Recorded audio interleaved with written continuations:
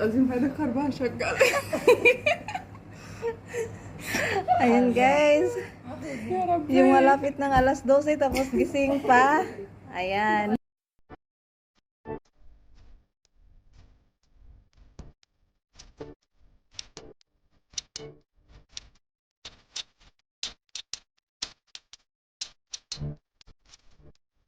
Ayan, bisihan na po kami ngayon guys kasi pagpasok na pa kami ngayon sa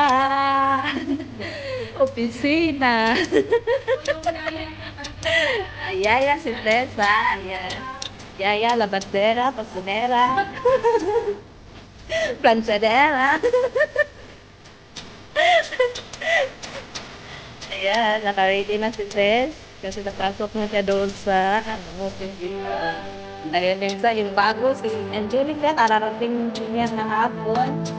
Dahil summer at yung naging niya eh. Oy siya. Hi! Hi, shout out po sa mga taga-Samar dyan. Nandito na si Angelica, taga-Samar. Okay lang po ano niya.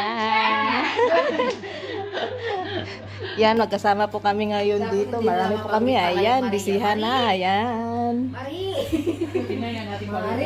Oh, ayan si si Joanna. Ay. Hindi na yan kasi sexy. Ayan, dami pong labahin namin ngayon. Ay, wag ito kasi ano.